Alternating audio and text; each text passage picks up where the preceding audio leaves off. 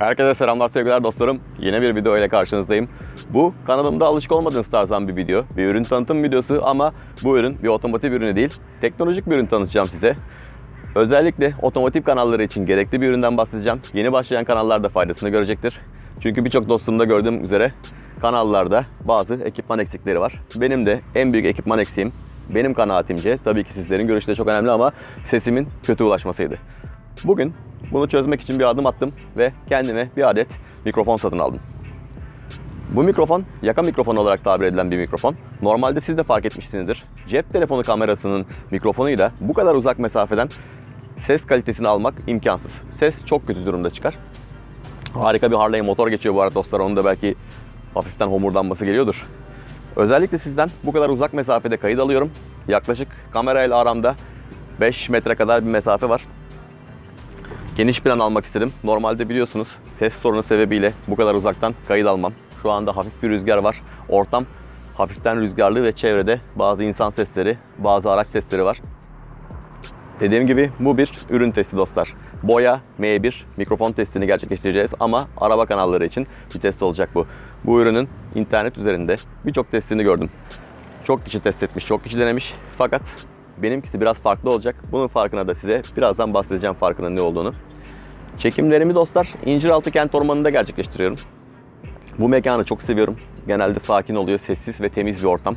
Biliyorsunuz benim garajım yer zemin toprak olduğu için özellikle toz toprak çok sorun yaratıyor. Yazın oluşan tozlanma, toprak, kışında oluşan çamur gerçekten insanı çok rahatsız ediyor. Belki farkına varmışsınızdır. Şöyle bir kablo uzanıyor kameraya kadar. Boya M1'in uzun bir mikrofon kablosu var. Bu kablo bazı kişiler için dezavantaj yaratırken bazı kişiler de bunu avantaja dönüştürmüş dostlar. Şöyle bir durum söz konusu ki bu 6 metrelik kablo ince bir materyalden yapıldığı için kullanırken dikkat etmeniz lazım. Çok fazla yerlerde sürmeye gelmiyor. Ama avantajlı kısmına da gelince aradaki mesafeyi kablo sayesinde açabiliyorsunuz. Şu an ses tonuma gelirsek eskiden biliyorsunuz bağıra bağıra konuşmak zorunda kalıyordum sesimi duyurmak için. Mesela bakın şu anda bir rüzgar da esiyor ama rüzgar sesini de çok fazla alabileceğinizi düşünmüyorum. Çünkü yaka mikrofonu gerçekten konuşma sesimle mikrofon arasında az bir mesafe var. Çevredeki sesleri daha temiz, net bir şekilde aldığına inanıyorum bu mikrofonun. Bu mikrofonun internet üzerinde birçok testini gördüm dostlar. Konuyu uzatmadan odaklamak istiyorum. Fakat otomotiv kanalları için, özellikle gelişmekte olan otomotiv kanalları için büyük bir problem var. Bu arkadaşlar da benim gibi başlangıç seviyesi olarak bir DSLR kamera ya da aynasız bir kamera alacak ekonomik durum olmuyor. Bu sebeple de elimizdeki en küçük ekipman olan cep telefonlarıyla kayda alıyoruz. Fakat cep telefonları görüntü olarak her ne kadar günümüzde iyileşse de ses teknolojisi olarak çok fazla ileri seviyede değiller. Ancak yakın mesafede cep telefonundan gelen, çevre ortamından gelen sesleri alacak şekilde dizayn edilmiş mikrofonları. Çünkü doğal olarak düşünecek olursanız cep telefonu normalde bizim iletişimimizi sağlamaya yarayan bir araç. Yani kalkıp bir film çekmek ya da çevredeki sesleri olağanüstü bir şekilde alacak bir kapasitesi yok. Bunun için internet üzerinde çeşitli mikrofonlar var. Çeşitli çözümler üretmişler. Çeşitli kaynaklardan bazı problemi çözücü unsurlar üretmişler. En ucuz, en kestirme yöntem de dostlar yaka mikrofonu. Yaka mikrofonlarının da iki tipi var. Bir tanesi ucuz olan kablolu tipler ki bunların internette baktığınız zaman 10 liraya 20 liraya bile mikrofonlar var. Fakat bu işin biraz daha ekonomik ama profesyonel şekilde çözmek istedim ben. Herkes de genelde YouTuber'lar tarafından kullanılan marka Boya M1 yaka mikrofonu. Boya M1 gerçekten ben size kutu açılımı vesaire falan tarzı şeylerle vakit kaybetmeyeceğim. Çünkü bu internette dediğim gibi yeteri seviyede var. Benim burada yapacağım test ise daha çok otomotiv kanallarını ilgilendirecek seviyede bir test. Şöyle ki daha önce de bahsettiğim gibi başlangıç seviyesi otomotiv kanalları ya da diğer YouTuber'lara da örnek olabilir. Videolarını cep telefonuyla çekiyorlar. Fakat ben ve benim gibi arkadaşlar da tek cep telefonu olduğu için bu bir takım sorunlara sebep oluyor ses kalitesi açısından. Bunu şöyle size açıklayayım arkadaşlar. Normalde cep telefonundan görüntü ve sesi aynı anda kaydediyoruz.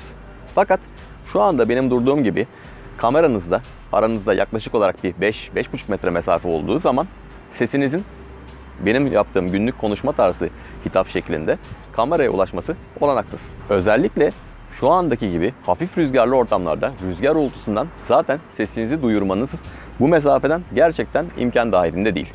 Şu anda ben konuşma yüksekliğinde konuşuyorum. Yani ses tonum karşılıklı bir insanla sakince konuşma yüksekliğinde. Daha önce videolarımda fark ettiyseniz bağırmak zorunda kalıyordum sesimi duyurmak için. Normalde insan bağırarak karşındakiyle konuşup hitap etmiyor. Şu anda özellikle çok güzel oldu. Bir rüzgar çıktı.